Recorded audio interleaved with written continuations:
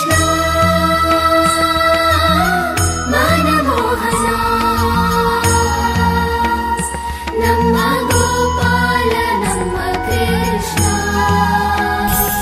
আমাদের এই জীবন, তাতে এই যে সময় চক্র, তা তিনটি ভাগে বিভক্ত। এক হলো অতীতকাল, ফেলে আসা অতীত, তারপরে আসে বর্তমান, এখনকার এই মুহূর্ত, আর তারপর আসে আগামীকাল অর্থাৎ ভবিষ্যৎ। এবার এখানে সবথেকে গুরুত্বপূর্ণ হলো অতীতকাল, ভবিষ্যৎকাল, ফেলে আসা অতীত এবং আগামী সময়। কেন? কারণ এই দুইয়ের উপর নির্ভর করছে যে আপনি বর্তমানে কি করতে চলেছেন। শুধু প্রয়োজন হলো সঠিক দৃষ্টিভঙ্গির। অতীতকালকে যদি আপনি একটি দৃষ্টিভঙ্গি থেকে দেখেন, তাহলে অতীতকালে আপনি দুঃখও দেখতে পাবেন, যন্ত্রণাও দেখতে পাবেন। অন্য কোনো দৃষ্টিভঙ্গি থেকে দেখলে আপনি অতীতকাল থেকে শিক্ষাও লাভ করবেন। এবার এই শিক্ষা অনুসারেই বর্তমানে কর্ম করা উচিত।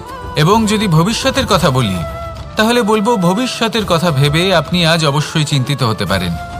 অন্য একটি দৃষ্টিভঙ্গি থেকে দেখলে এই ভবিষ্যতেই আপনি একটি লক্ষ্য, একটি উদ্দেশ্য দেখতে পাবেন, যে আপনি কি করতে চান, কি লাভ করতে চান। এবার সেই অনুসারে বর্তমানে কর্ম করা উচিত, ভবিষ্যৎ এবং অতীতকাল অনুসারে। এভাবেই যদি জীবনে কর্ম করতে থাকেন, আপনার এই বর্তমানের দিনগুলো আপনি একটু নতুনভাবে বাঁচতে পারবেন। এভাবেই যদি জীবনে এগোতে থাকেন, তাহলে আপনার জীবনে আনন্দের উদ্ভব হতে কেউ বাধা দিতে পারবে না। আসুন আমার সাথে ভালোবেসে বলুন, রাধা রাধা। যদি আপনি নিজের জীবনে প্রকৃত বন্ধু নির্বাচন করতে চান, তাহলে তার আগে দর্পণ আর ছায়া, এই দুইয়ের বিশেষত্বর বিষয়ে জানাটা অত্যন্ত প্রয়োজনীয়। দর্পণ কি করে থাকে?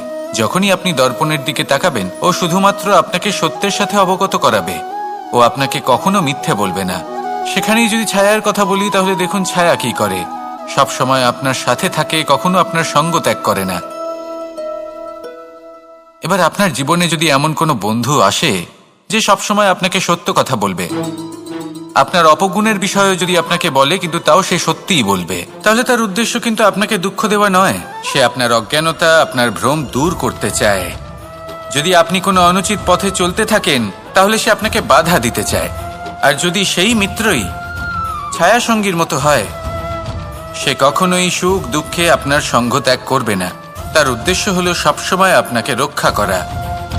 তাই এরকম দর্পণ বা ছায়ার মতো কোনো বন্ধু যদি আপনার জীবনে আসে, তাহলে তাকে কোথাও যেতে দেবেন না। সে আপনার জীবনকে সুখময় করে তুলবে। আর যদি আপনার জীবনে উপস্থিত বন্ধু এমন না হয়, তাহলে তাকে নিজের থেকে দূরে করে দেওয়াই বাঞ্ছনীয়। তাহলে দর্পণ আর ছায়ার মতো প্রকৃত এবং ভালো বন্ধুকে নিজের জীবনে স্থান দিন, আর আমার সাথে ভালোবেসে বলুন, রাধা রাধা। জল হলো জীবনের আধার। যদি জল না থাকে, এই সংসারের জীবনের কোনো অস্তিত্ব নেই। এই জল হলো শুদ্ধ, পবিত্র। কিন্তু যখন এই জল পরিবেশের সংস্পর্শে আসে, তখন ধুলো, ময়লা, কাদা এবং অন্যান্য বস্তু দ্বারা এই জল পূর্ণরূপে দূষিত হয়ে যায়। এবার যদি এই জলের শুদ্ধিকরণ করতে হয়, তাহলে আমরা এই জলকে অস্থির হতে দিই না, তাকে স্থিরভাবে রেখে দিই। আর সেটা করলে সেই জল নিজে থেকেই সকল অশুদ্ধি ত্যাগ করে দেয়, নিজে থেকেই নিজেকে শুদ্ধ করে তোলে। এটা কিন্তু আমাদের মনের সাথেও হয়ে থাকে। এই সংসারে এত সমস্যার সম্মুখীন হয়েও কোথাও না কোথাও আমাদের এই মন মলিন হয়ে যায়। এতে নেতিবাচক ভাব জাগ্রত হয়। সেই মুহূর্তে আপনি কোনোভাবে রাগ করবেন না, মন খারাপ করবেন না, তাড়াতাড়ি কোনো সিদ্ধান্ত নেবেন না, কোনো প্রতিক্রিয়া দেবেন না। শুধু নিজের এই মনকে শান্ত করে রাখবেন, শান্ত মনে দিন যাপন করবেন।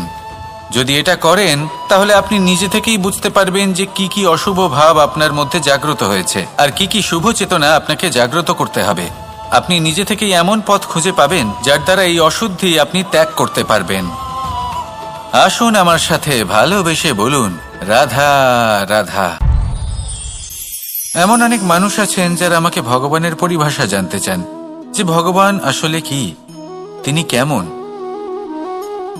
এবার দেখুন, ভগবান হোক বা আপনার স্বপ্ন হোক বা আপনার লক্ষ্য হোক না কেন, সেই লক্ষ্য তখনই পূর্ণ হয় তখনই তাকে লাভ করা সম্ভব যখন আপনার দৃষ্টিভঙ্গি মঙ্গলময় হয়, যখন আপনি নিজে মনে করবেন যে আমি যেটা পেতে চাইছি তা শুভ। উদাহরণস্বরূপ কোনো পাখিকে দেখুন, সে গাছের ডালে বসে এবং সেখানেই বিশ্রাম করে, কিন্তু পড়ে না। কেন? কারণ ওর বিশ্বাস যে যে শাখার উপরে ও বসে আছে সেটাই হলো ওর বাসস্থান।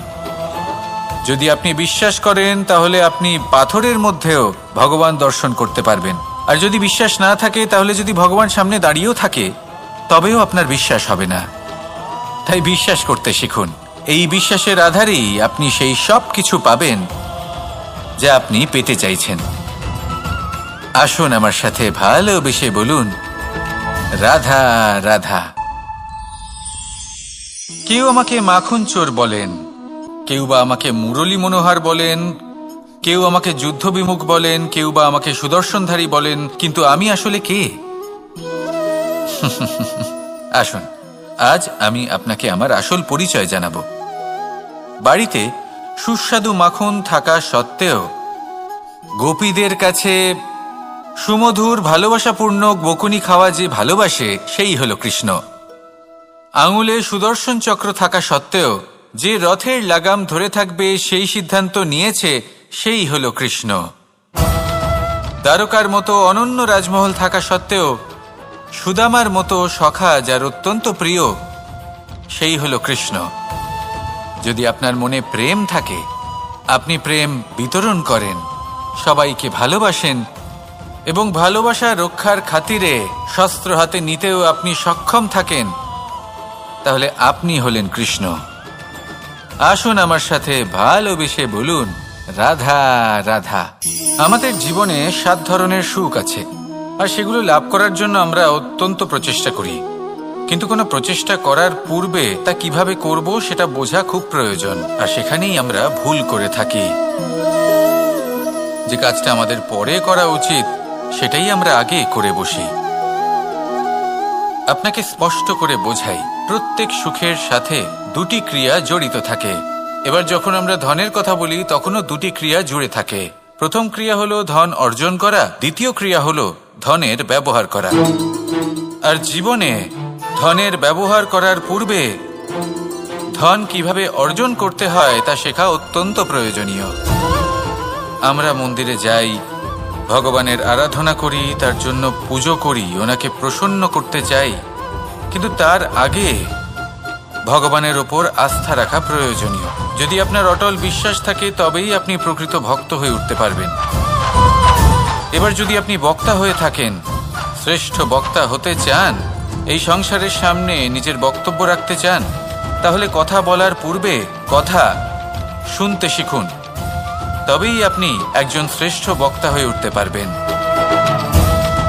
জীবনে সম্পর্ক স্থাপন করার আগে সম্পর্ক বজায় রাখতে শিখুন, তবেই আপনি একজন প্রকৃত সাথী হয়ে উঠবেন। জীবনে পরাজয় মানার পূর্বে বিজয়ী হওয়ার চেষ্টা কিভাবে করতে হয় সেটা শিখুন, তবেই আপনি একজন নিপুণ ব্যক্তি হয়ে উঠবেন। অন্তিম এবং সবথেকে গুরুত্বপূর্ণ কথা, জীবনে ভালোবাসা লাভ করার পূর্বে ভালোবাসা প্রদান করতে শিখুন, তবেই আপনি একজন প্রকৃত প্রেমী হয়ে উঠবেন। আসুন আমার সাথে ভালোবেসে বলুন, রাধা রাধা।